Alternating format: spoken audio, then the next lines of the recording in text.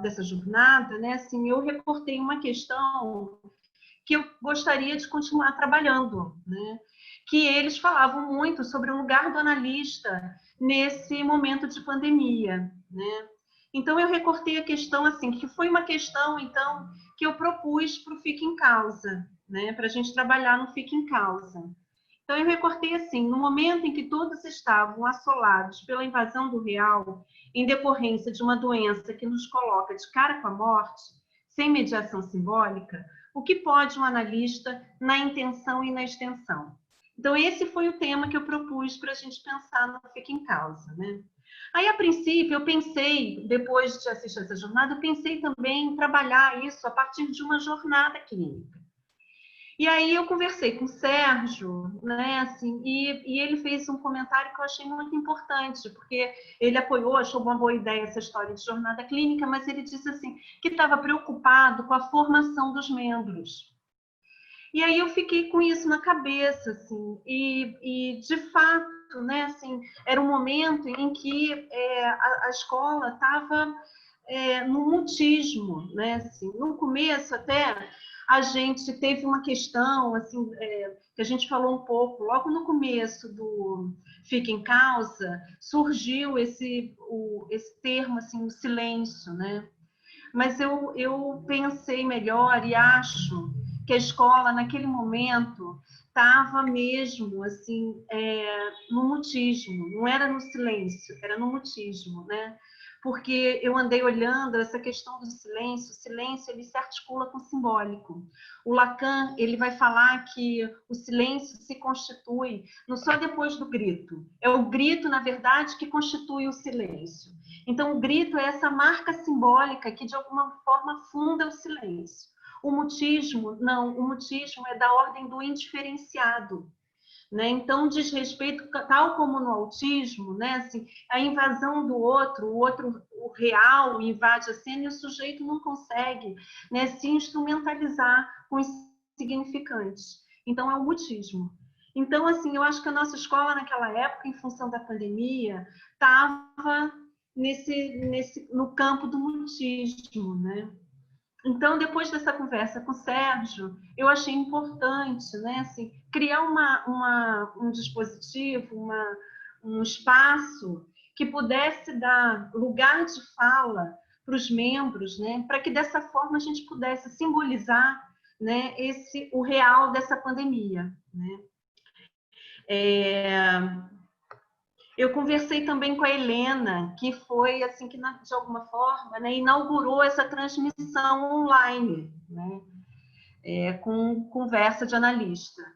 Conversei também com a Renata Mato, né, que tivemos várias conversas, né, assim, sobre a questão do Zoom, da live, das diferenças, né, assim, e ela, nessa conversa, foi muito interessante, porque ela captou o funcionamento, né, do Fique em Causa e nomeou Fique em Causa, né? Que eu acho que esse significante causa, eu acho que é muito importante, né?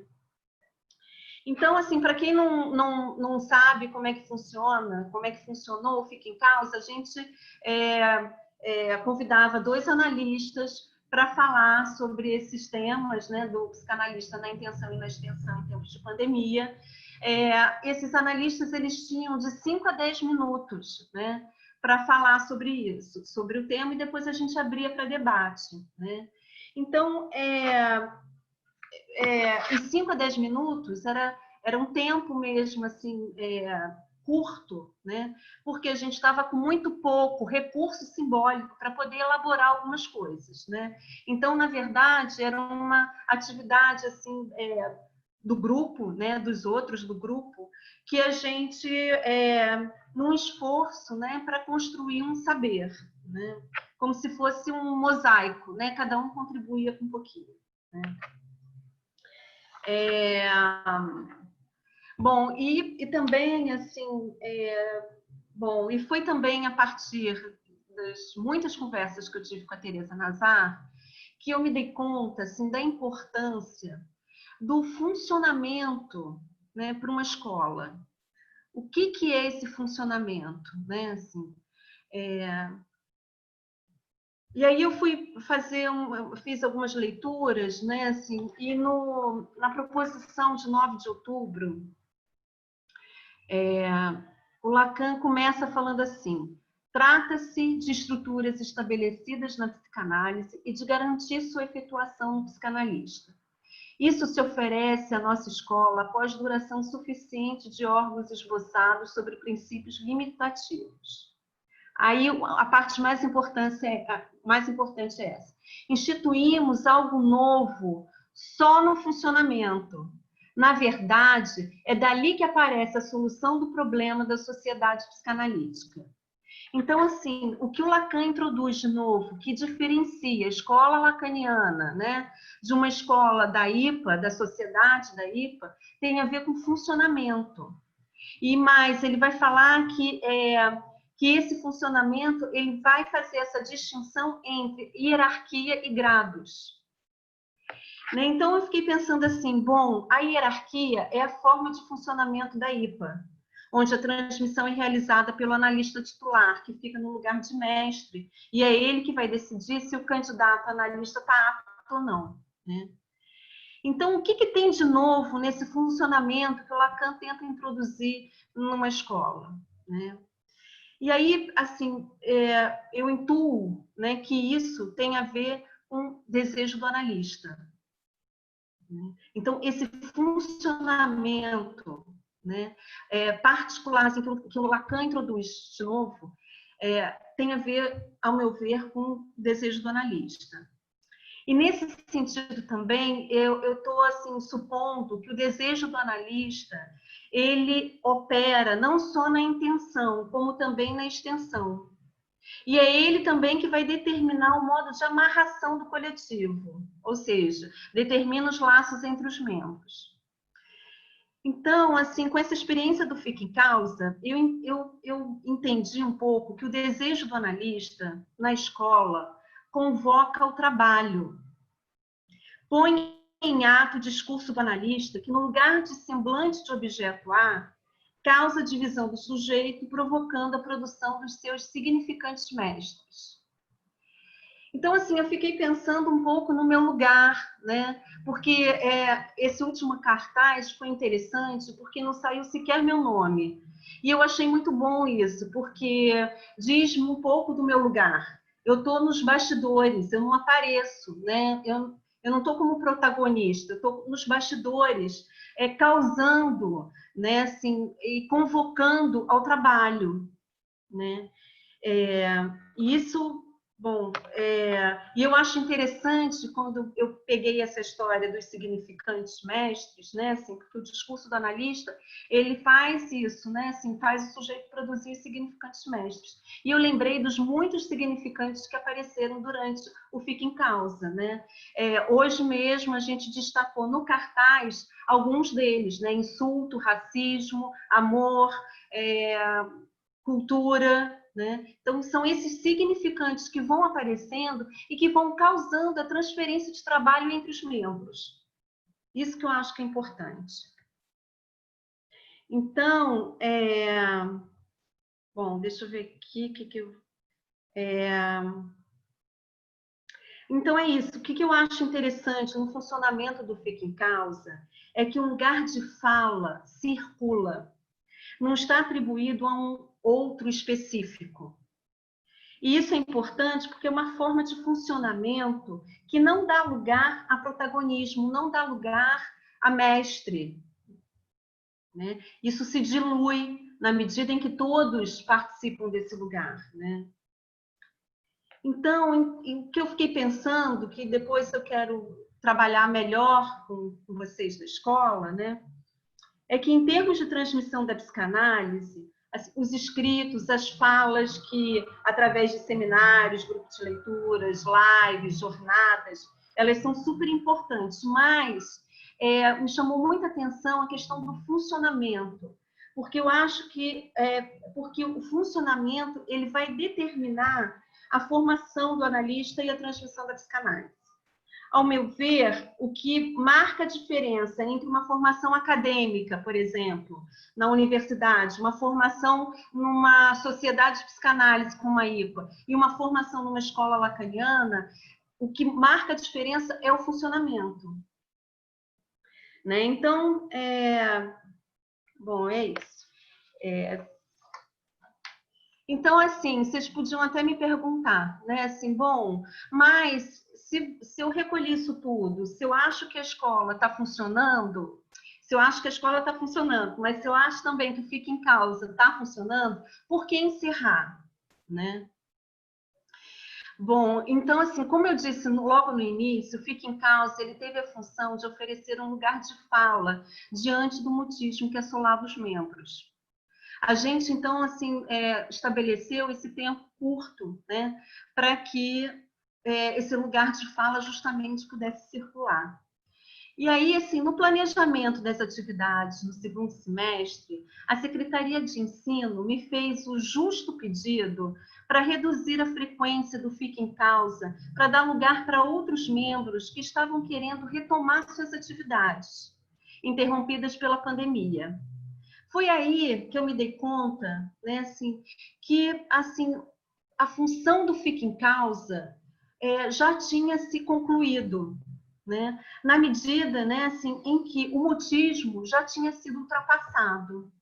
Então, eu acho, né, que nesse segundo momento, né, assim, acho que a gente pode dar uma outra, enfim, pode continuar insistindo na transmissão da psicanálise, mas com as outras atividades, né, assim, nos outros lugares. Acho que a função do Fica em Causa já se deu, né?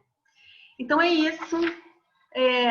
Eu vou passar a palavra, então, para os membros, que são todos membros da escola, que vão apresentar hoje. Tá. Então, eu vou apresentar todos de uma vez, por ordem de fala, e eles, bom, Ana Luísa, mestre em Psicologia pela UF, Carolina Fabrício, mestre em Psicanálise, Saúde e Sociedade, Débora Cheniot, especialista em Psicologia Clínica, e Felipe Leme, médico psiquiatra, todos membros da Escola Lacaniana de Psicanálise do Rio de Janeiro. Então, passo a palavra primeiro para Ana Luísa.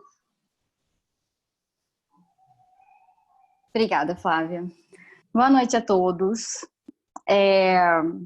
O que eu trouxe hoje, eu vou falar sobre o racismo e, na verdade, a gente teve uma atividade na escola no mês de julho em que foi abordado o tema do preconceito, né? O Sérgio e o Nazar falaram sobre esse tema.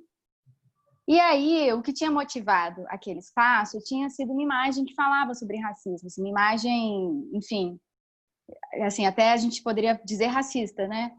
E aí, naquele dia, né, eu pensei em trabalhar essa questão, que a gente pouco fala em psicanálise. Então, assim, esse trabalho que eu trouxe, as articulações, na verdade, é um princípio, né, de articulação nesse campo. Então, vou ler. I can't breathe. Eu não consigo respirar. Esta foi a frase repetida 16 vezes por George Floyd nos 8 minutos e 46 segundos em que um policial branco pressionava com o joelho o seu pescoço contra o chão, até o momento em que Floyd não pôde mais respirar. A cena se passou, como todos sabem, na cidade de Minneapolis, nos Estados Unidos, no dia 25 de maio, mas invadiu o lar de pessoas ao redor de todo o globo, que em sua maioria se encontravam em casa devido à pandemia do novo coronavírus. Os vídeos da brutalidade policial rapidamente viralizaram nas redes sociais. Floyd era negro. Sua morte causou indignação e gerou uma onda de protestos contra a violência policial e o racismo. Milhares de pessoas, negras e brancas, foram às ruas dos Estados Unidos gritar Black Lives Matter. Logo, manifestações surgiram em outros países, e o debate antirracista tomou conta do espaço público, das redes sociais e das mídias. Mas o que a psicanálise tem a ver com isso, né? Sabemos que nos anos finais de sua vida, Freud adentrou o campo da cultura ao escrever Psicologia das Massas e Análise do Eu, em 1921, O Futuro de uma Ilusão, em 1927, O Mal-Estar na Civilização, em 1930, entre outros. Lacan, por sua vez, nunca deixou de olhar para a cultura durante todo o seu ensino. Temos lembrado, inclusive aqui na escola, né, constantemente, sua famosa passagem de 1953, em que é radical dizer que aí eu abro aspas, deve renunciar à prática da psicanálise todo analista que não conseguir alcançar em seu horizonte a subjetividade de sua época. Fecho aspas.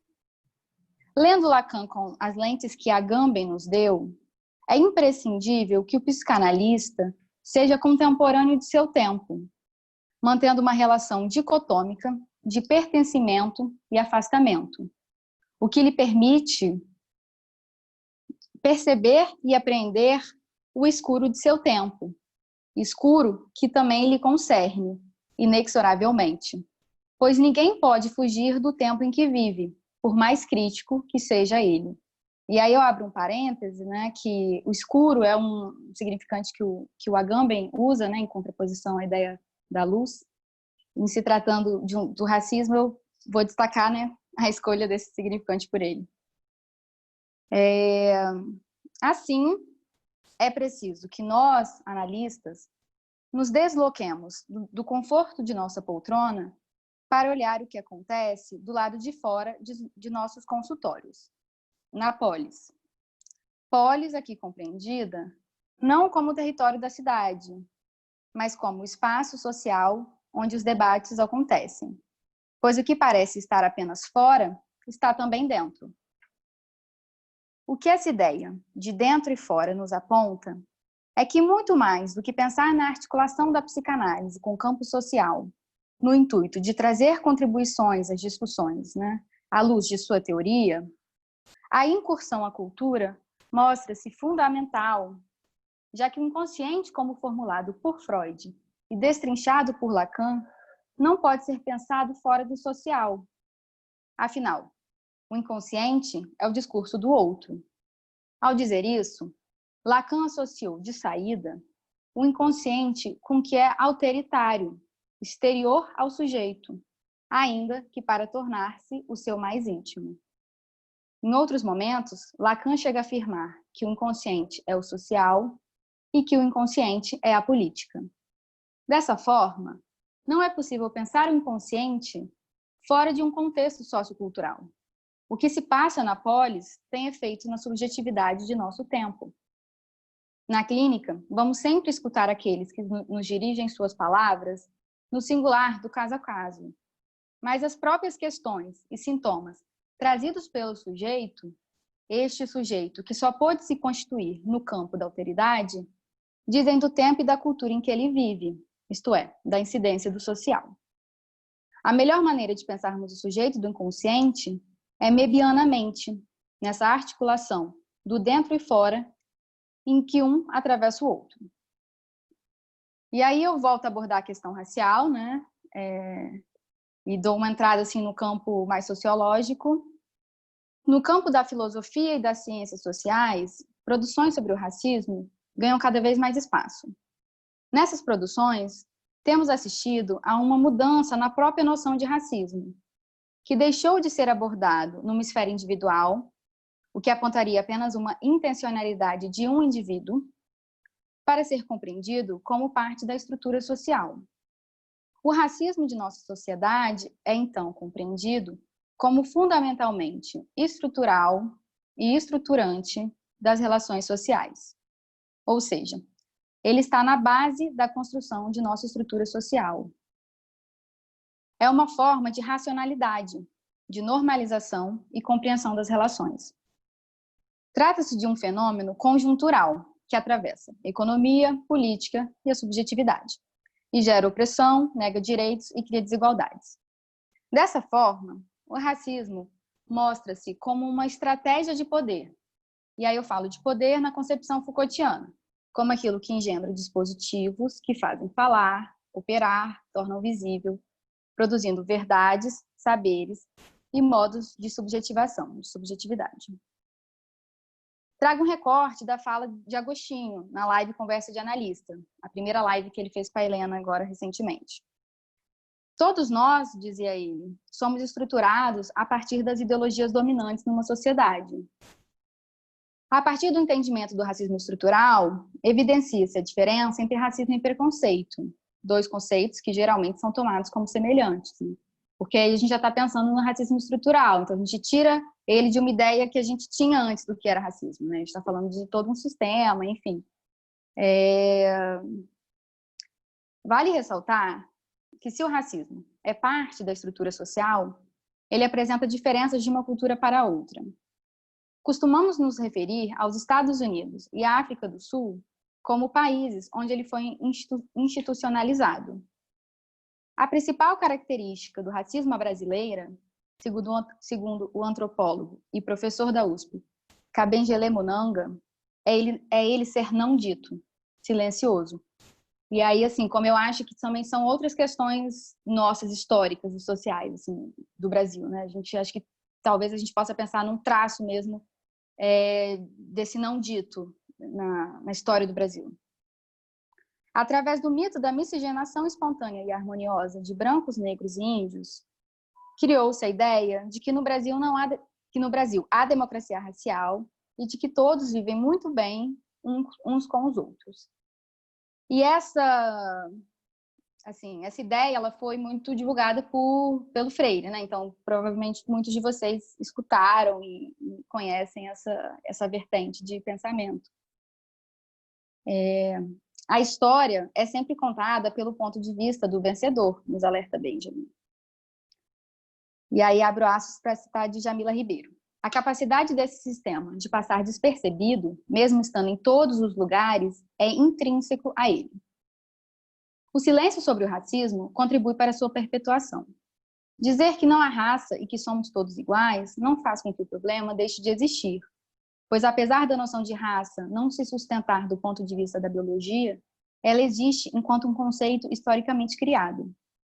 Além disso, essa me parece uma saída que tem um ponto em comum com a saída racista, que é a tentativa de um apagamento da diferença, sustentando a ideia de que há um ser universal. Ideia refutada pelos pensadores que defendem o antirracismo, né? Eles falam muito disso, que não é dizer que todos somos iguais, porque não somos, né? Então, assim, ele de alguma maneira coloca uma diferença. No racismo, esse apagamento se dá pela via do aniquilamento, muitas vezes simbólico, do outro visto como diferente. Será que, por ser não dito, o racismo à brasileira retorna com mais força? Deixo como questão. Esse silenciamento aparece também na psicanálise. Afinal, muito pouco se falou e ainda se fala sobre racismo. A primeira obra a tratar do tema no Brasil, e uma das poucas até hoje, é o livro Tornar-se Negro, ou As Vicissitudes da Identidade do Negro Brasileiro em Ascensão Social, da psiquiatra e psicanalista negra Neuza Santos Souza, de 1983. O livro é considerado o primeiro e um dos mais importantes livros de todo o campo psi a abordar o tema. Neuza traz reflexões acerca dos efeitos psíquicos com consequências no corpo que o discurso dominante e hegemônico da branquitude produz nas pessoas negras que buscam uma ascensão social. Por que falamos tão pouco sobre racismo se vivemos num país em que a maioria da população é negra e sofre com ele diariamente? Em O Mal-Estar na Civilização, Freud nos diz que a agressividade é inerente e estrutural ao humano. A história da civilização nos mostra que ela sempre existiu. Os indivíduos juntam-se em grupos de semelhantes e direcionam a agressividade àqueles que são diferentes, numa tentativa mesmo de aniquilar a diferença. Podemos entender que o racismo estrutural segue essa lógica muito bem observada por Freud. No entanto, é preciso que falemos e elaboremos sobre. Pois se o inconsciente é o social, se o sujeito está nesse atravessamento do dentro-fora, e o racismo é estrutural e estruturante em nossa sociedade, fica evidente que vamos ver, ou melhor, escutar, efeitos dele no psíquico. Não pretendo aqui entrar em quais são esses efeitos, inclusive por acreditar que é sempre mais interessante escutar no 1 a 1. Mas deixo aqui esse princípio de elaboração para pensarmos na incidência do racismo estrutural na subjetividade de nosso tempo. É isso. Milge. Ótimo, obrigada, Ana Luísa. Vou passar então para Carolina. Boa noite. Caroline. Vamos lá. Eu botei o título O Racismo Estruturado como uma Linguagem. Esse breve texto está longe de pretender uma resolução definitiva para o encontro entre essas duas noções que vêm de campos distintos, o inconsciente da psicanálise e o racismo da sociologia. Mas, como bem nos orienta Freud, a psicanálise é uma ferramenta preciosa para estudarmos os mais variados campos de saber. Como psicanalista, me valho da teoria para pensar as mais diversas questões que me tocam. O racismo é uma delas. Nesse ano, me deparei com esta noção do racismo estrutural. Esse conceito, como o nome diz, é algo que está enfincado na estrutura não só do sujeito enquanto indivíduo portador de uma cor específica, mas na própria forma de organização social. Silvio Almeida, um pensador, enfim, professor também da USP, diz que o racismo não é só a ofensa ou exclusão de um determinado grupo, mas um fenômeno conjuntural. O racismo é estrutural por incidir em 3 pilares, na economia, política e subjetividade. Na economia, a partir do momento onde pessoas exercem a mesma função, porém ganham salários distintos. Eu vou dar assim, exemplos bem rasos, só para não ficar muito longo, né? Na política, quando se percebe que, por exemplo, apesar da diminuição da violência contra mulheres brancas ter diminuído, contra as mulheres negras aumentou. A população carcerária, em sua maioria, é negra, e isso não assusta, mas a ascensão de um negro é sempre tomada com espanto. Isso significa que as políticas públicas incidem pouco sobre aqueles que de fato se utilizam dela. E na subjetividade, à medida em que estes sujeitos, à margem da sociedade, vivem em condições precárias de moradia, saúde, o que tendem a serem vítimas de situações de risco. A partir de agora, podemos refletir sobre estas questões, sobre essa relação, né? Inconsciente estruturado como linguagem e o racismo estrutural. Na verdade, eu fiz essa associação também a partir da live que a Ana Luísa citou, né? Que eu fiquei, na hora eu pensei, o que é isso do racismo estrutural e, né, essa máxima que a gente ouve, o inconsciente estruturado como uma linguagem. Repensar a máxima de Lacan sobre inconsciente requer muito cuidado. O trabalho aqui é mais no sentido de uma reflexão do que conclusão. Em última instância, pensar o inconsciente estruturado como uma linguagem é pensar que somos efeito da linguagem, portanto, efeito de significantes que por si só não representam nada, mas que quando colocamos em relação com outros é passível de uma significação. O racismo não é algo específico do Brasil, muito pelo contrário, é muito mais antigo que a própria invasão dos portugueses. Talvez toda história seja marcada por essa dupla privilegiados versus subalternos. Aqui tentarei fazer um breve recorte sobre o Brasil, de maneira que possamos pensar a estrutura do racismo através da lógica dos significantes. Os portugueses que aqui chegaram, em sua maioria comerciantes, precisavam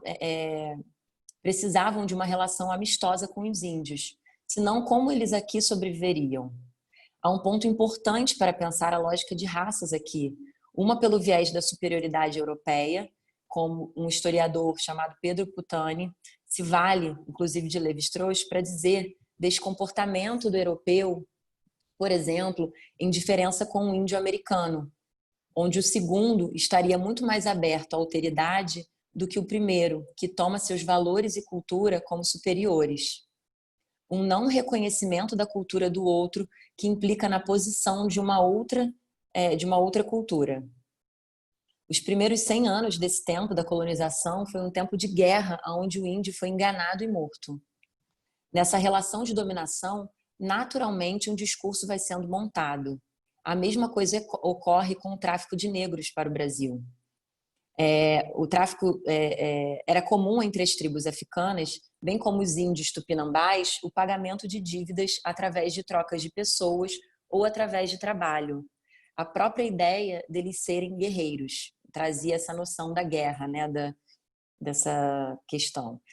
Alguns historiadores já relatam que os europeus, de uma maneira geral, se aproveitavam deste costume que dizia respeito tão somente aos povos africanos e indígenas, que diziam de uma lógica específica deles para o tráfico de negros e o trabalho escravo. O negro que chegou ao Brasil nunca foi um homem livre, bem como a sua cultura nunca foi respeitada. Essa lógica de uma superioridade de raças é o que possibilitou que o racismo se estabelecesse como estrutural e estruturante das relações humanas. Privilegiados e subalternos, liberto e escravizado, superior e inferior, brancos e negros. Temos aí pares significantes. Em instância da letra, Lacan faz um paralelo entre condensação e deslocamento em Freud com metáfora e metonímia, a partir da linguística. Lacan demonstra que o trabalho do sonho segue as leis do significante. A condensação estaria em relação à metáfora e o deslocamento à metonímia. O primeiro diz respeito à substituição de vários significantes por outro significante, num processo de superposição. E o segundo, o deslocamento, um processo metonímico, no qual não há substituição de um significante por outro, mas sim um remetimento a outro significante. Sem me aprofundar muito, pois não é o caso, na metonímia, a conexão entre os significantes elide o seu significado, instaurando aí uma falta, algo que fica fora. Na metáfora, nessa substituição de um significante por outro, o sujeito é representado, ou seja, o sujeito enquanto intervalar entre um e outro. Esse percurso me foi necessário para agora pensar como se dá a perpetuação do racismo no Brasil através da lógica dos significantes branco-negro. A construção do Brasil enquanto Brasil, ou seja, com a chegada do europeu aqui, pois os índios aqui já habitavam, nos impôs uma história contada através dos significantes destes que aqui chegaram. A supremacia europeia sobre o povo indígena já nos possibilita uma série de associações significantes. Contudo, quero me ater a esse par binário branco-negro, mas que facilmente poderia ser português e índio. É nesta espécie de imposição cultural que algo da ordem de privilegiados e subalternos vai se inscrevendo na própria história do Brasil e que finca raízes profundas na forma como nos relacionamos. Seria o encarceramento em massa de negros no Brasil o retorno do recalcado, bem como o extermínio de jovens negros? Dizem que há um racismo à brasileira, que significa dizer que no Brasil o racismo é negado. Uma das razões é porque não tivemos uma política de Estado declaradamente racial, um apartheid. Bem como a própria miscigenação do povo dificulta a ideia do racismo. Sob determinadas perspectivas, poderia ainda mais reafirmar o racismo. O Brasil é miscigenado porque muitas negras foram estupradas por seus senhores. Lacan nos ensina que um significante em si não significa nada. É na sua relação com outro significante que ele pode representar um sujeito. Sendo assim, quais seriam os significantes que representam o sujeito negro? Não preciso ir longe. Bandido, macaco, animal, carvão, etc. Todos eles agem numa espécie de metáfora e metonímia, aonde um significante vai sendo substituído por outro, mas também deslizando de um para o outro. Nesta substituição, aquilo que não comparece, ou melhor, comparece como resto, subtraído de valor, como dejeto, é o sujeito em questão. Teresa Nazar, em sua última live, foi segunda, né? Comenta sobre o supereu enquanto instância anterior ao sujeito do inconsciente, tendo suas raízes no isso. Portanto, lugar das pulsões. E irá, de alguma forma, retornar para o sujeito, já que o simbólico não é capaz de dominar toda a pulsão.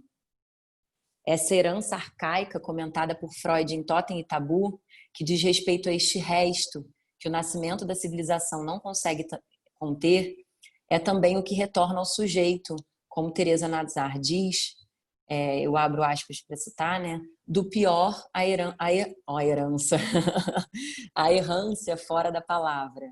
E diz mais, há coisas que resistem à palavra da lei, há coisas que o significante não pode nomear e que escapam exatamente por isso ao jogo associativo. O que resiste à simbolização não se submete, explode no traumático como repetição compulsiva e muda. Fecha, a citação acaba aí dela, né? Coloca o racismo dentro desse conjunto daquilo que retorna como repetição compulsiva e muda. A ausência de um diálogo eficaz sobre o extermínio do povo negro, ou até mesmo a pretensa ideia de que se discute sobre racismo no Brasil, a meu ver, dificulta ainda mais a possibilidade de que algo novo surja. Eis a minha aposta. Se o outro é o lugar do significante e, por excelência, um campo faltoso, já que não há significante que se represente, haveria a possibilidade de introduzir novos significantes que façam um corte a esses que tomam o sujeito negro como dejeto, apostando que da falta, da diferença, possa surgir algo novo que não tão arcaico ódio à diferença? É isso. Obrigada, Carline. Então, Débora. Boa noite a todos. Bom, hoje eu trouxe aqui um texto e a ideia surgiu de uma questão da diferença entre saber e verdade, que foi levantada no cartel das psicoses, do seminário 3 de Lacan, que eu estou participando. Nisso, a Flávia mandou para a gente um texto do Alain Didier, Pai no Real e Pai no Simbólico, que fala sobre saber absoluto e saber simbólico. E eu peguei esse texto, que eu achei bem interessante, e fiz um recorte do que eu achei mais importante, trouxe aqui para vocês hoje, e eu vou ler o texto. Didier explica que o saber absoluto é o saber no real, saber que tem efeito de trauma, tem um poder de invasão. Esse saber que o sujeito se depara e não tem resposta. Não se trata de um suposto saber, que tem o poder de causar a palavra, mas, ao contrário, um saber que impõe o silêncio ao sujeito. É na medida em que o saber absoluto diz a verdade sem falar, que ele aniquila a dimensão da fala. A palavra, que só pode semi-dizer a verdade, nunca poderá ser enunciada toda. Aquilo da verdade a que temos acesso constitui apenas fragmento, indício de que algo da verdade ali se desvela, mas que não fecha sentido algum. A esse saber absoluto, o sujeito só pode responder cessando de se deslocar para permanecer fixado no mesmo lugar. Esta requisição do fixo no sujeito é a requisição daquilo que volta sempre ao mesmo lugar, o real. O saber absoluto é um saber que sabe tudo sobre o sujeito e silenciosamente o adivinha em absoluto. O sujeito se descobre estranhamente culpado aos olhos desse saber, por ter sido roubado de sua incógnita radical. Seu enigma, neste momento, não pode mais esconder alguma coisa. O sujeito perde aquela inocência primeira, que tem a ver com o recalque originário. Na verdade, estamos falando de um triplo esquecimento. Ele não sabia que ele escondia, que a ele era escondido alguma coisa. O sujeito só pode se tornar desejante se tiver a profundidade de um sujeito que esquece. Se esquece que se esquece. Quando este triplo esquecimento se torna impossível, o inconsciente e o real se desatam e o sujeito tomba como um farrapo humano. Há um desatamento do real simbólico imaginário. Aquilo que é da ordem do impossível de saber cessa de ser impossível. O sujeito se descobre roubado de uma intimidade, pela qual ele não sabia habitado no instante precedente à adivinhação. Este roubo nos introduz ao paradoxo da culpa, onde geralmente o ladrão seria o culpado, mas nesse caso não. O culpado é o sujeito espoliado de sua incógnita radical. Lacan indicou várias vezes que aquilo de que o sujeito é culpado é certamente do real. Podemos nos deparar todos os dias com esse saber, através de uma palavra no discurso do outro que pode se carregar de um poder maior e se encarnar num significante que advém como traumático. Um exemplo desse significante é um insulto, que se apreende como um saber absoluto, que escapa à simbolização. Didier cita como exemplo de insultos algumas palavras: cagão, remelento, ceboso, entre outras. Palavras que se dão como um dejeto de simbolização. Esse texto, quando eu li a primeira vez, me remeteu ao que estamos passando na pandemia. A paralisia e o mutismo tomaram a cena. Quantos analisandos interromperam suas análises? Instituições interromperam suas atividades. Enfim, nos deparamos com um traumático, com esse saber que paralisa, fixa o sujeito. No discurso do analista, o saber no lugar da verdade indica que o saber será apenas uma versão da verdade do sujeito, uma versão possível ao sujeito, ou seja, uma ficção, mas da qual o sujeito possa se valer para dar conta de alguma questão. Mas quando nos deparamos com o saber absoluto, esse suposto saber que faz o sujeito produzir e se deslocar não opera. É isso que eu achei mais importante aqui para trazer para vocês hoje. Obrigada, Débora. Agora eu vou passar para o Felipe, que é o último trabalho a ser apresentado, depois a gente vai abrir para debate. Olá, boa noite. Vou começar. Lá onde o isso era. No começo era o amor. Esse é o título do texto de abertura do livro 8, A Transferência, do Seminário de Lacan. Em um encontro entre os integrantes do grupo de pessoas que organizariam a jornada clínica anual da Escola Lacaniana de Psicanálise do Rio de Janeiro, em que seria abordada a clínica das pulsões e o centenário do texto Para Além do Princípio do Prazer, falei essa frase: no começo era o amor. E uma colega em seguida completou: a morte. Não vou falar diretamente nem do texto do livro 8, nem do texto de Freud, mas tentarei falar sobre os efeitos desse encontro de palavras que atravessou o passado, presente e futuro imaginado em mim. Passado. Essa colega não tinha noção de que, ao ligar-me para fazer o convite para integrar aquele grupo, estava em luto imediato pela perda de meu pai. Estava fora do país, tentando ficar dentro de mim, e ao ouvir o convite, um desejo se presentificou, e consegui dizer sim para aquele enlaçamento, e aqui estou tentando transmitir algo que se passou entre aquele sim e hoje.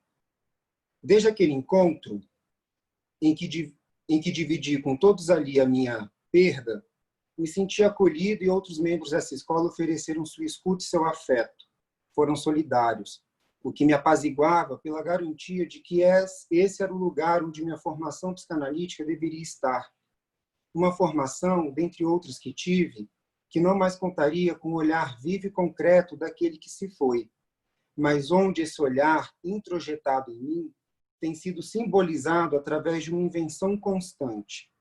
Mal sabíamos ainda a jornada que faríamos esse ano.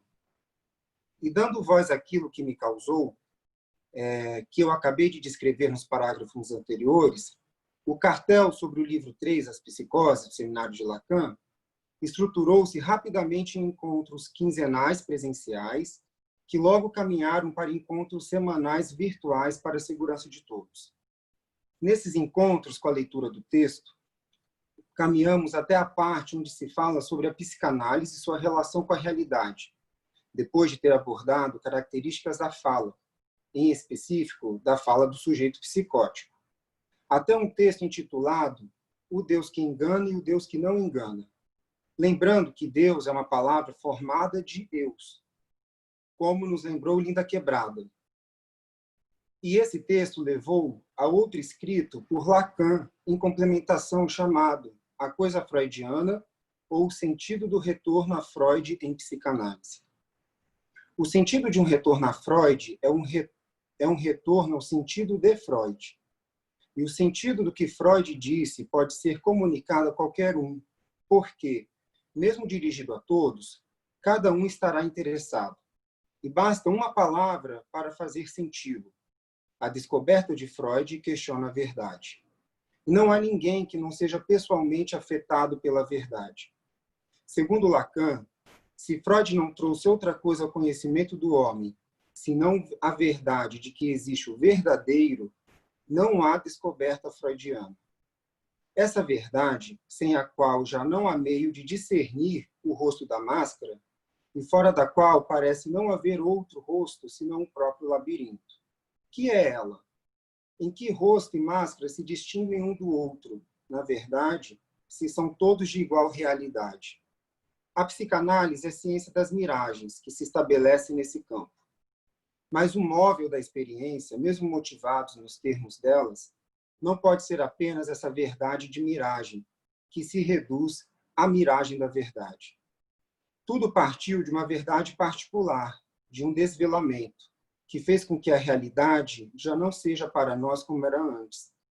No meu caso particular, a tal perda citada no início do texto desvelou em mim uma verdade que já me dizia de algum modo antecipado o que só estou podendo me dar conta depois.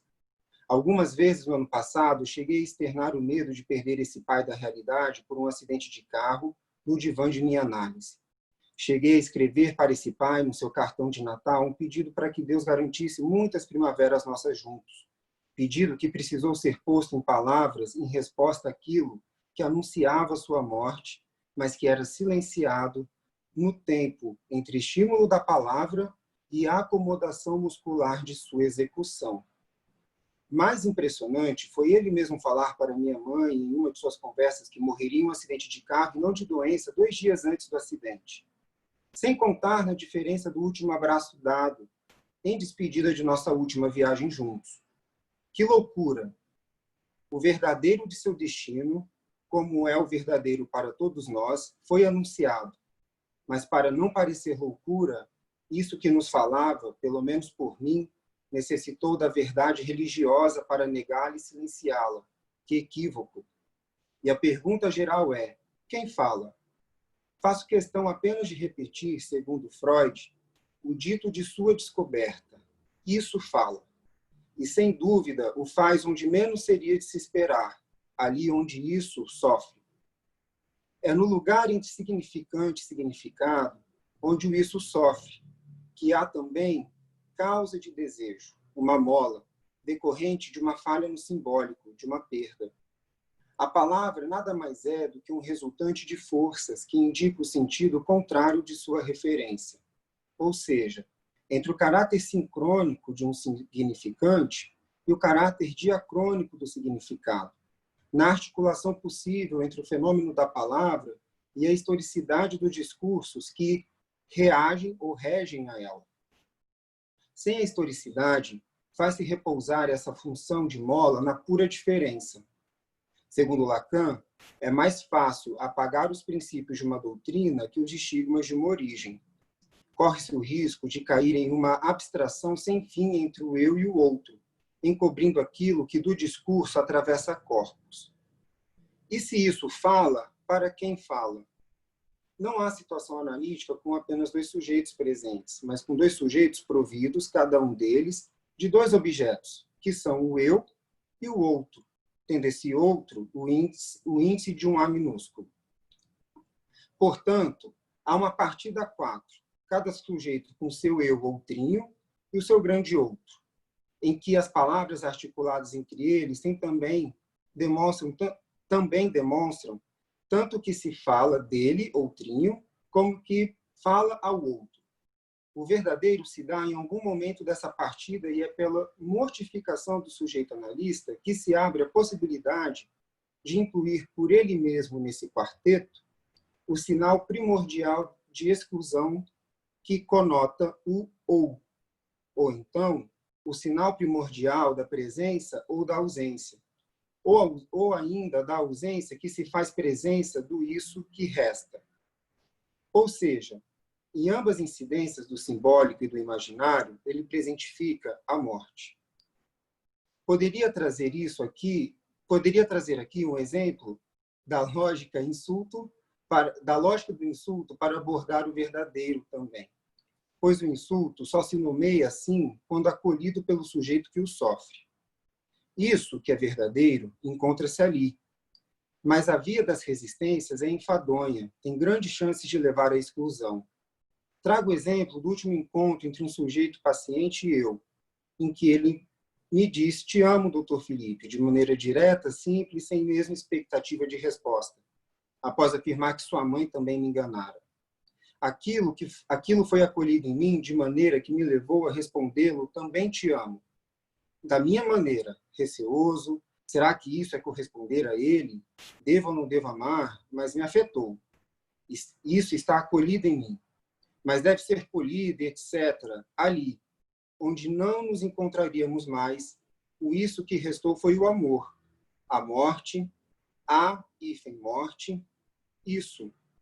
Enfim, foi na aposta de que o isso como amor, ou seja, invenção constante que me causou e me causa a, inclusive, dizer sim ao convite dos colegas, sustentar essa clínica possível por essa via, fazer essa formação a despeito de qualquer outro objeto que a pandemia nos retirou, inclusive o divã. E obrigado. É isso. Que Obrigada, beleza, Felipe. Que beleza, Felipe. Muito bacana mesmo. Então, vou fazer uns comentários e depois eu vou passar para as pessoas, que já tem gente aqui querendo falar. Então, o trabalho... eu vou fazer primeiro uma questão para a Ana Luísa e para a Caroline, porque é muito próximo o trabalho de vocês, né? Aí vocês falam de um racismo estrutural, né? E aí eu acho que vocês fazem essa tentativa de fazer uma articulação, porque esse é um termo, racismo estrutural, da sociologia, como a Ana Luísa colocou também no trabalho dela, né? E aí vocês tentam fazer uma articulação entre a sociologia, com esse termo, e a psicanálise. Então, também estou seguindo essa onda aí com vocês, né? Assim, para poder pensar nisso. Daí eu pensei o seguinte, assim, como que se constitui, né, assim,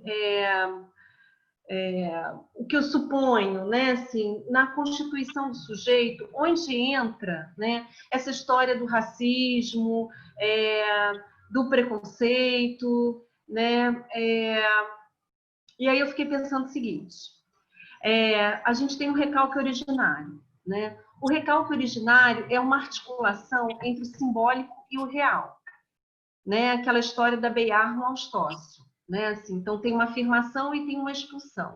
Então, nesse momento, o que se constitui é uma pura diferença, né? Alteridade pura, né? Assim, e aí eu vejo isso assim no comportamento de crianças, né? Assim, que no início, o bebezinho, ele você escuta assim: ele vai com todo mundo, é super simpático, e tem um momento que ele só quer a mamãe, ele rejeita qualquer estranho, né? Assim, mas ele rejeita o estranho, não tem ainda uma conotação de preconceito, de raiva, ele só quer a mamãe, não quer o estranho. Então, assim, esse primeiro momento, né, assim, o sujeito... E aí, é num segundo momento, quando entra o imaginário, que eu acho que esse estranho recebe uma roupagem, né, que aí tem a ver com a história de cada família. E aí entra a questão do preconceito e do racismo. E aí, se a gente poder pensar isso em termos de cultura, né, assim, então, assim, também na cultura tem alguma coisa que não se inclui, que fica sempre de fora, né? Fica sempre à margem, né? E aí eu fico pensando se, assim, se o racismo, se isso que fica de fora é estrutural. Então, a gente sempre vai ter alguma coisa na cultura que não se inclui, né? E aí eu não sei se é isso que vocês chamam de racismo estrutural, né? Assim, disso que não se inclui e que o sujeito, que a cultura, de alguma forma, tenta também imaginariamente dar uma roupagem a isso que não se inclui, né? Geralmente com essa conotação da minoria, né? Negro, índio, mulher, né? Então, queria que vocês falassem um pouco sobre isso. Eu estou pensando aí nessa articulação, né? E uma perguntinha assim também mais... porque, assim, essa história de racismo estrutural, como ficou mais claro no trabalho da Caroline, assim, que tem também uma coisa de dominação, né?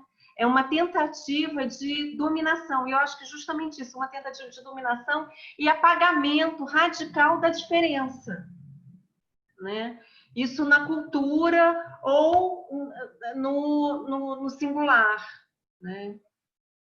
E você também, Ana Luísa, falou da diferença, muito rapidamente, eu acho que no seu texto, sobre racismo e preconceito.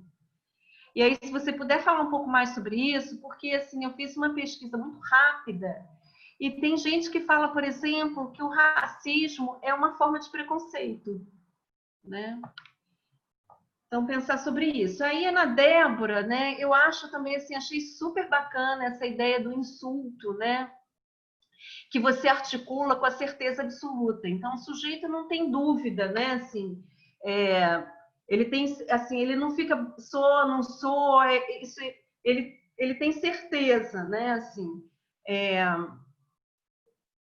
mas, ao mesmo tempo, eu fiquei pensando que assim não é qualquer palavra ou qualquer ofensa que faz o sujeito se sentir insultado, né? Então eu fiquei pensando assim, se do lado do sujeito para o insulto ter um efeito, precisa também de um consentimento do sujeito, de alguma forma que aquela palavra ali o concerne. E para o Felipe, como a Teresa assinalou, assim, muito bonito o seu trabalho. Assim. E eu fiquei pensando, né, que você articulou a questão assim, acho que você trouxe uma questão assim do pai e do amor, né? E aí isso me remeteu um pouco à questão assim do totem tabu, né? Desse pai que é morto, que se torna lei, né? E que o Freud também fala de uma incorporação, né? Dessa primeira identificação que é o amor ao pai, né? Então eu fiquei pensando um pouco, né, nessa articulação entre amor e morte que você recorta, né, assim, no seu trabalho, né, esses dois significantes, amor e morte. E isso me remeteu à história do totem tabu, né, do pai morto que vira totem, né, e dessa incorporação também do pai como traço, né? Então, se você puder também falar um pouco sobre isso. A Teresa Meloni pediu também já para falar, eu acho que a gente já pode... Eu acho que assim, a gente pode lançar todas essas perguntas e depois vocês retornam e respondem, tá bom? Pode falar, Teresa.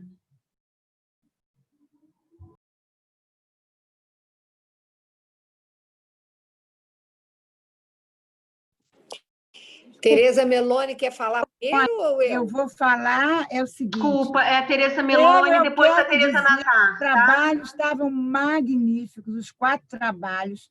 Flávia, o Fica em Causa realmente causou, porque os 4 trabalhos são maravilhosos. Assim, eu acho que é trabalho para estudar, para continuar.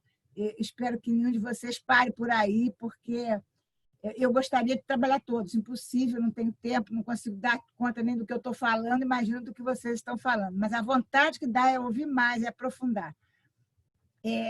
Quando eu ouvi os 2 primeiros trabalhos, da Ana Luísa e da Caroline, eu comecei a pensar no insulto. No insulto por causa dos acontecimentos, né, que vem se repetindo. A Ana Luísa citou aquele primeiro acontecimento nos Estados Unidos, mas a gente teve hoje, inclusive, eu ouvi, escandalizei-me, uma juíza fazendo uma sentença, os detalhes eu não me lembro, não importa, e ela dizia assim: não se tem conhecimento das atividades social pregressa desse sujeito, mas, face à sua raça, certamente ele faz parte de uma gangue tarará. Eu não posso localizar a juíza, porque, enfim, também não importa. E aí, eu fiquei ouvindo as duas e pensando assim, sentindo falta do insulto, né? Dessa palavra insulto. Aí vem a Débora e fala do insulto. E aí eu queria dizer algumas coisas em relação a isso, que eu já vou chegar também no trabalho do Felipe. Eu acho, quer dizer, o negócio de racismo estrutural e da sociologia, da história, a gente não sabe muito falar desses campos, mas o pouco que eu penso é que se realmente a gente vivesse um racismo estrutural, o racismo estrutural, discordando um pouco da Flávia, eu acho que ele não elimina a diferença. Eu acho, tudo é achismo, porque não estudei, eu ouvi elas falarem e pensei, associei livremente. Pelo contrário, eu acho que o racismo estrutural, cultural, como disse a Flávia, ele marca a diferença, né? Agora, o insulto, e aí como é que eu estou escutando o insulto? O insulto é: tu és isso, nada mais que isso. É assim que eu estou pensando o insulto. E o insulto, realmente, ele mata a subjetividade. Esse, sim, tu és isso, nada mais que isso. Quer dizer, elimina radicalmente a diferença. Eu penso assim. E aí, por que eu estou chegando no trabalho do Felipe? O Felipe fala da questão da morte, né? E o tu és, o Lacan faz uma associação com tu és em francês, o tu es, que é matar, portanto, né? E aí o Felipe me fez uma questão, eu dei essa volta toda para ter uma questão. Ele falava da morte e falava do luto. Por que não se consegue fazer o luto dessa mortificação que o insulto racista, especificamente está se tratando disso, faz? Porque esse insulto racista, essa ofensa racista, esse racismo, né? Ele fere de uma maneira tal, ele mata alguma coisa da subjetividade, e não há luto possível para isso, porque os anos passam e, enfim, o país continua ferido nisso, né? A gente não resta uma posição melancólica em relação a esses que são marcados pelo racismo. E a pergunta que fica é: como fazer um luto? É possível fazer um luto dessa morte que o insulto promove? Tereza Nazar, você quer colocar sua questão?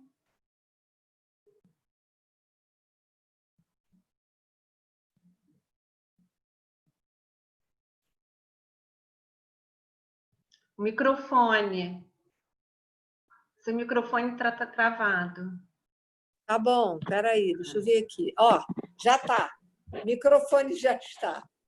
Então, gente, eu achei bem interessante o modo como vocês 4, vou incluir a Flávia também, organizaram essa palestra. E eu fiquei pensando qual é o efeito, né? Como é que a gente pode, de alguma maneira, recolher os efeitos de uma provocação, né? Esse espaço criado pela Flávia e encampado pela escola, né? Permitiu que se apresentasse um pouco,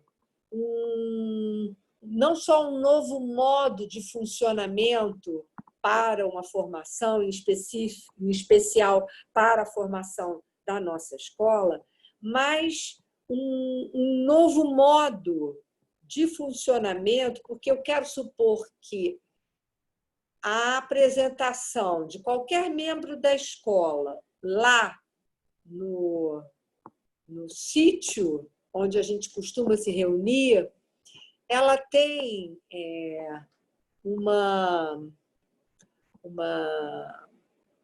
como é que eu posso dizer, um modo de funcionamento muito próprio, que, de certo modo, causou já, em alguns, um certo adormecimento.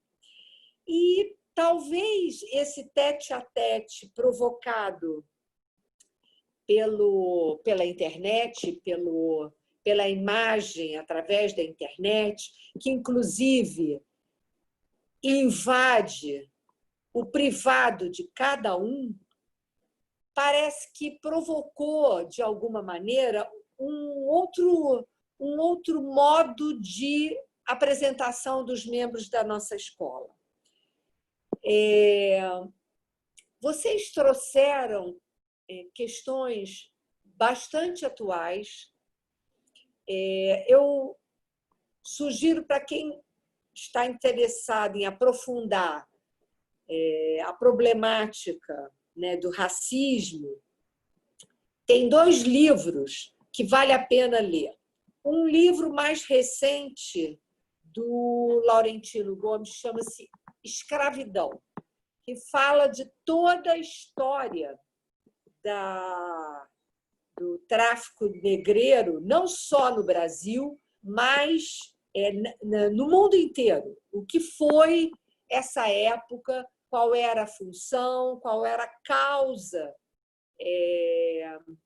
econômica, né? Porque era uma causa, de fato, econômica e, portanto, política, que sustentou a escravidão e por que o nosso país foi o último país da América Latina a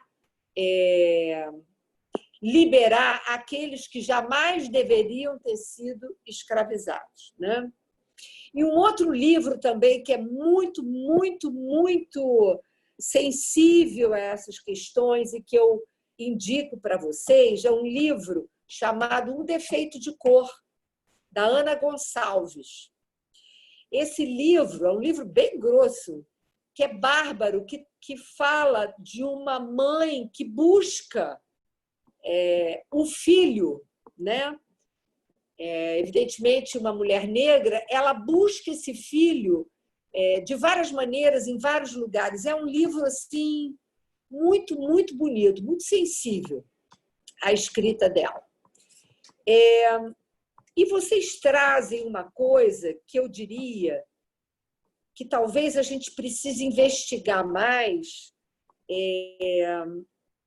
para nós podermos falar de forma mais consistente, não só sobre a problemática do racismo, mas sobre a palavra injúria. O livro do Daniel Eribon, que a Companhia de Freud publicou a propósito da questão gay, né? Ele começa o livro falando sobre a origem da palavra injúria. E ele faz, ao longo do livro, toda ele, na verdade, disseca esse conceito, né, de injúria. Mas vocês trouxeram para mim, pelo menos, fez questão, quando vocês trouxeram no trabalho de vocês, 2 coisas. A injúria como sendo, de algum modo, um ponto de desconhecimento de quem a promove, um ponto de desconhecimento da sua angústia, desse ponto cego que tem a ver com o seu estranho, esse estranho familiar, porque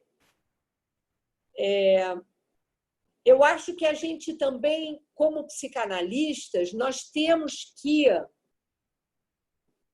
colocarmos de lado um preconceito sobre aquele que promove a injúria.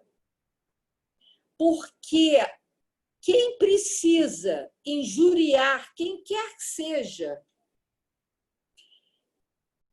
eu acho que esse sujeito o faz no desconhecimento da sua própria angústia. Eu quero dizer com isso que há um sofrimento, muitos não vão gostar do que eu vou falar, mas eu acho que eu não estou aqui para falar o que as pessoas querem ouvir. Muitos desses que promovem diversos tipos de injúrias, né? Esses sujeitos, eles estão numa posição de sofrimento. Releiam o texto Kant com Sade.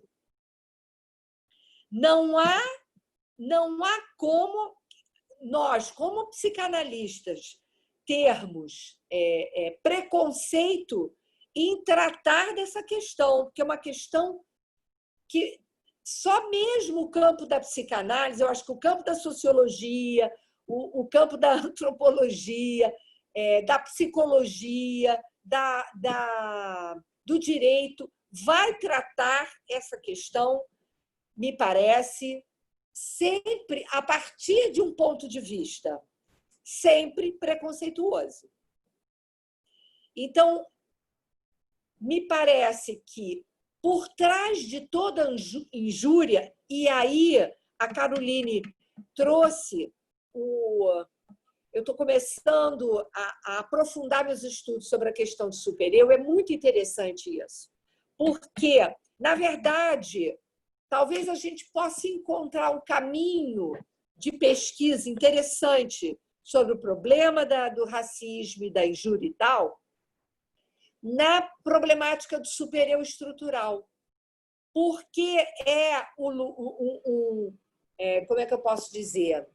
É um momento da constituição de todo e qualquer sujeito onde coisas são ditas, a gente sabe, né? Coisas são ditas, essas coisas ditas e experimentadas sem que o sujeito possa nomear, elas retornam depois, tanto no Édipo como na vida ulterior desse sujeito. Então, eu acho que talvez toda a problemática, e aí eu me lembro muito, não necessariamente da questão que foi trazida no trabalho da Ana Luísa, mas eu diria em vários autores que escreveram sobre, por exemplo, a questão do Holocausto. Eu esqueci o nome da autora, mas ela é muito importante, que ela fala do Eichmann em Jerusalém. Como é o nome dela? Aquela escritora... Oi? Eu vou pedir para você dar uma concluída, porque só tem 10 minutos para eles terminarem. Tudo bem. Foram ótimas as colações. Hannah Arendt, que falaram aqui. É rápido, vou falar rápido. Não quero deixar de falar do texto do Felipe. Vou falar bem rápido. Tá. A Ana, ela aponta para isso. Ela aponta para... E por isso ela foi execrada pelos sionistas, sobretudo os sionistas, judeus. Ela faz um comentário nas últimas conferências dela de que, na verdade, não é que ela desculpabiliza, mas, na verdade, aquele que age, né, ou que agiu no caso do Holocausto, mas que age a partir de uma posição racista, ele desconhece o que nele o impulsiona nesse caminho. E eu acho que a gente, como psicanalista, não pode esquecer disso. E o trabalho do Felipe Você fez um trabalho de luto que me emocionou. Muito bonito o seu texto. É um texto sobre o luto. E também é um texto que, de certo modo, como é que eu posso falar? Mata o pai, né? No sentido mais simbólico que isso possa significar. Parabéns. Aliás, parabéns aos 3 trabalhos. Falei pra caramba. Desculpa. Gente, vocês têm, assim, 7 minutos. E aí, 2 minutos, mais ou menos, para cada um. Nem isso, 1 minuto e meio. Tá. Eu vou começar, então, aqui, vou ser rápida, assim. Bom, Flávia, em relação... bom, você colocou umas 3 questões, né? Você colocou assim, na cultura tem algo que fica de fora, que não se inclui. Sim, eu acredito que sim. Né? Eu até trouxe esse tema do racismo, mas pensando, e trouxe o Freud para a gente pensar que é isso, né? Assim, tem algo que é inerente ao humano, assim, está na constituição da civilização, que exclui, né? Que aí, traz preconceito, enfim. Então, eu acho que tem algo que fica de fora, assim. Vai mudando, talvez, o que ao longo da história, né? E a diferença de racismo e preconceito é porque quando a gente fala que o racismo ele seria um tipo de preconceito, a gente está pensando mais no ato, né? Numa intencionalidade. O sujeito que insulta um outro por causa de sua cor, né? Agora, quando a gente traz a ideia do racismo como estrutural, essa ideia que tem sido muito falada, né? Na antropologia, sociologia, enfim. E aí a gente entende ele como um sistema, um jogo de poder, e que tal jogo é uma dominação, né, de um sobre o outro. A gente tira ele desse campo e pensa que aí sim o preconceito pode ser um resultado, vamos assim dizer, um efeito do racismo estrutural, assim como a discriminação, que é a ação na prática, né, uma pessoa insultar a outra, um ato discriminatório. Mas então, quando a gente pensa em racismo estrutural, a gente tira ele para dessa igualdade com o conceito de preconceito. Seria mais ou menos por aí. Mas como esse debate do racismo estrutural ele é muito recente, a gente realmente encontra muita gente falando que é a mesma coisa, né? Porque tem essa leitura também. Teresa Meloni. Eu recortei uma fala do texto do livro da Neuza, que é a fala de um analisando dela, que dizia o seguinte: eu sinto o problema racial como uma ferida. É uma coisa que penso e sinto todo o tempo. É um negócio que não cicatriza nunca. E aí eu achei que tinha tudo a ver com o que você trouxe. E aí eu fico me perguntando se essa dificuldade de uma certa elaboração dessa questão do racial não tem a ver com o fato da gente não falar, não elaborar, né, assim, enquanto sociedade, né? Então isso vai se repetir enquanto a gente não, de fato, poder falar disso e elaborar. Tereza Nazar, agradeço as indicações dos livros. E esse ponto cego que você falou, né, que tem algo a ver com estranho, né, do sujeito que desconhece o que nele toca ao causar uma injúria, eu acho que ele, apesar da sociologia, talvez não pensar dessa maneira, não trabalhar, mas eu acho que tem tudo a ver com racismo estrutural. Porque o que o racismo estrutural vai dizer é que justamente não é necessária uma intencionalidade do tipo eu acho isso daquela pessoa, né? É algo que está mesmo numa questão inconsciente, assim, de estrutura. Então, eu acho que é desconhecido por aquele que muitas vezes age. E aí, para finalizar, tentei ser super rápida. Ana, você já ultrapassou. É porque o Zoom ele vai romper daqui a pouco. Tá bom. Acabei. Depois você escreve, desculpa. Tá, vai, Carol.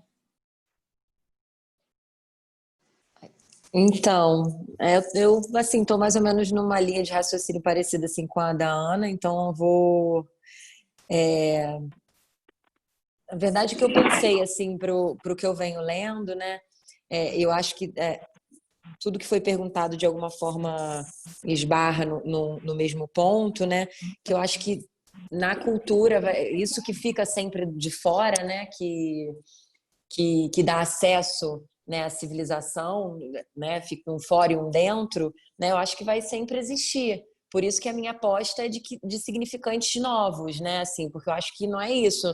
Essa ideia de que há o racismo vai acabar e que ele vai deixar de existir em algum momento. Eu acho isso impossível, né? Então, eu acho, sei lá, eu tenho pensado nisso assim, como uma aposta, né?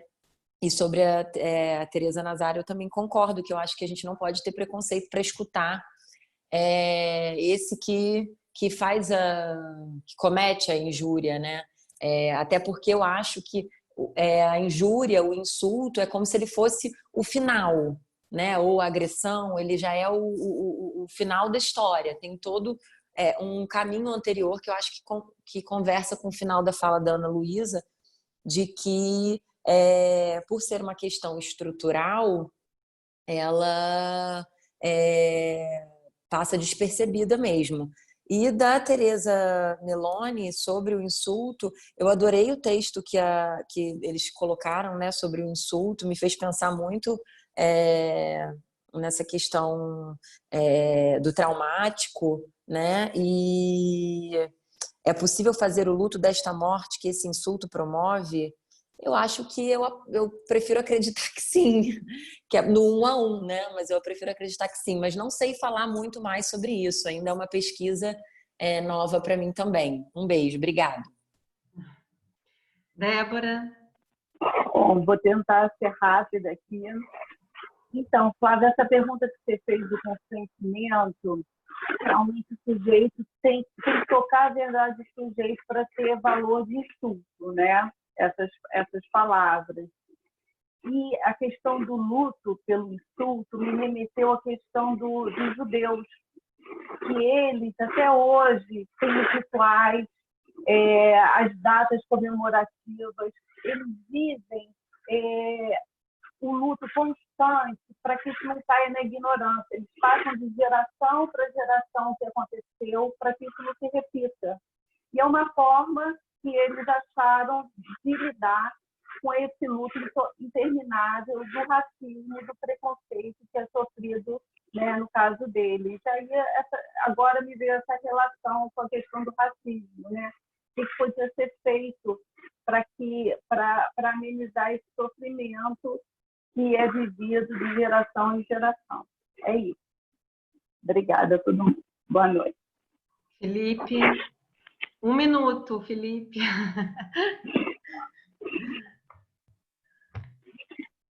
O microfone. Destrava o microfone. Bom, Flávia, você falou sobre essa admiração, essa paixão primordial ao pai, esse amor ao pai, né? E no Totem Tabu isso de alguma forma vira lei.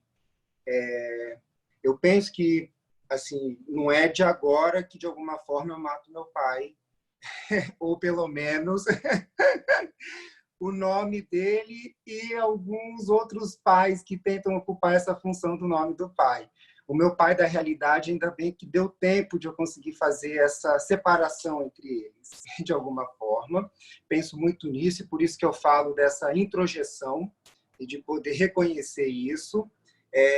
Enfim, foi o que eu pensei, nome de pai, lei, e de a análise possibilitar, inclusive, dialetizar essa lei, né? Um outro que eu falo durante o texto é a lei religiosa, que fez parte também do meu percurso de vida, né? Que acaba ocupando também, às vezes, esse lugar do nome do pai, né? Um outro pai que acabou ali, e de uma verdade, e dessa verdade que vai de encontro, às vezes, com um saber absoluto, né? Assim, no caso da religião, né? E de alguma forma, o que se transmitiu dessa lei paterna, pelo menos na minha experiência, para mim, foi de um incessar de desejar, assim, de algo muito móvel, de muita insistência, enfim, é um pouco isso, assim, que eu posso recortar. Qual o efeito de uma provocação? Eu acho que o efeito está sendo esse, Tereza, assim. Só dá para saber funcionando, amarrando, só dá para saber em funcionamento. Mas a mola precisa estar lá. Isso aí. Gente, muito, muito bom o trabalho de vocês. Eu sugiro que vocês deem uma olhada no chat, porque tem vários comentários. E é isso. Obrigada. E, assim, trabalhos ótimos. A gente vai continuar trabalhando. Vão ter outros espaços na escola, né, para a gente continuar trabalhando esses significantes que surgiram, né? Então, é isso. Boa noite para vocês. Obrigada. Obrigado, boa noite. Obrigado, Obrigada, boa boa noite. noite. Boa noite. Boa noite. Boa noite, boa noite. Obrigada. Boa noite. Tchau, Tchau, gente. Obrigada.